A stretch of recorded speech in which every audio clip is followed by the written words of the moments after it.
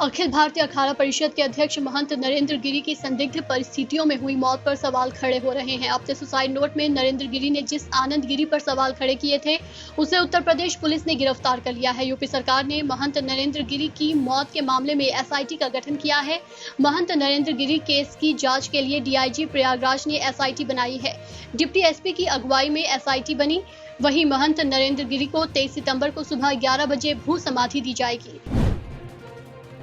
भारत में एस्ट्राजेनेका और serum institute of India की तरफ से तैयार किए गए कोविशील्ड वैक्सीन को ब्रिटेन की तरफ से मान्यता नहीं देने की भारत सरकार ने आलोचना की है। विदेश सचिव हर्षवर्धन श्रृंगला ने मंगलवार को कहा कि कोविशील्ड को लेकर भेदभावपूर्ण नीति के चलते ब्रिटेन जा रहे हमारे नागरिकों पर इसका असर पड़ रहा है। कांग्रेस के पूर्व अध्यक्ष राहुल गांधी ने चीन की नई चाल पर मोदी सरकार को घेरा है। राहुल गांधी ने चीन की तरफ से सीमा के निकट सैन्य बुनियादी ढांचे को मजबूत किए जाने संबंधी खबर का हवाला देते हुए मंगलवार को तंज कसा। राहुल गांधी ने ट्वीट किया कि सीमा पर हम एक युद्ध के नए प्रतिमान का सामना कर रहे हैं। इसे नजरअंदाज करने से काम नहीं चलेगा। जम्मू कश्मीर की पूर्व मुख्यमंत्री और पीडीपी प्रमुख महबूबा मुफ्ती ने आरोप लगाते हुए कहा कि आज जम्मू में बेरोजगारी सबसे बड़ा मुद्दा है। उन्होंने हमलावर अंदाज में कहा कि सरकार ने वादा किया था कि जम्मू कश्मीर से अनुच्छेद 370 हटने के बाद यहां दूध और शहद की नदियां बहने लगेंगी, लेकिन आज यहां देश में सबसे ज्यादा बेरोजगारी दर है। देश के 70 मंत्री यहां फीता काटने पहुंच रहे हैं।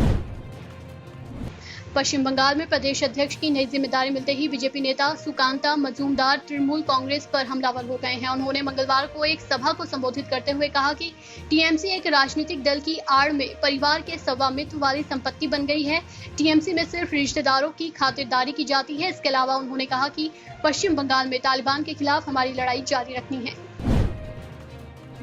मेरठ की सरधना से बीजेपी विधायक संगीन सोम ने मंगलवार को सरकार की 4.5 साल की उपलब्धियों का बखान किया। इस दौरान उन्होंने कहा कि जहां भी मंदिरों को तोड़कर मस्जिदें बनाई गई हैं, बीजेपी वहां फिर से मंदिर बनाएगी। संगीन सोम ने यह भी कहा कि सरकार 350 सीटों के साथ वापस आएगी, ये किसी पर रुकेगी नहीं।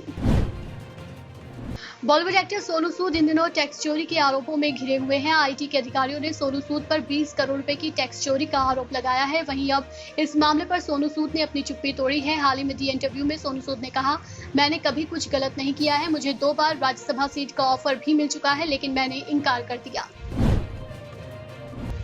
जम्मू कश्मीर के उधमपुर जिले में मंगलवार को सेना का एक हेलीकॉप्टर एक घने जंगल में दुर्घटनाग्रस्त हो गया और इसमें सवार 2 पायलट घायल हो गए। बाद में दोनों पायलट ने दम तोड़ दिया। घायल होने के बाद दोनों पायलट को अस्पताल में भर्ती कराया गया था। पीआरओ डिफेंस जम्मू ने इस बात की जानकारी दी। अश्लील फिल्मों के आरोप में 19 जुलाई को गिरफ्तार हुए राज कुंद्रा को जेल से रिहाई मिल गई है। राज को मुंबई के आर्थर रोड जेल से रिहा कर दिया गया है। वहीं उनके साथ उनके सहयोगी रेयान थोप को भी रिहाई मिल गई है। जेल से निकलने के बाद उन्हें मीडिया ने घेर लिया, लेकिन उन्होंने मीडिया के किसी भी सवाल का जवाब नहीं दिया। राज कुंद्रा को सोमवार को एक मजिस्ट्रेट अदालत ने 50,000 रुपए के मुचलके पर जमानत दे दी थी। सप्ताह के दूसरे कारोबारी दिन यानी मंगलवार को शेयर बाजार दिन भर के उतार चढ़ाव के बाद हरे निशान पर बंद हुआ। सेंसेक्स ने दोबारा 59,000 का स्तर छुआ। सेंसेक्स 514 अंकों की तेजी के साथ 59,005 के स्तर पर बंद हुआ। वहीं नेशनल स्टॉक एक्सचेंज का निफ्टी 165 अंकों की बढ़त के साथ 17,562 के स्तर पर बंद हुआ। पिछले हफ्ते सेंसेक्स 710 अंक या 1.21% चढ़ा था। गुरुवार को ये पहली बार 59,000 अंक के स्तर पर पहुंचा था।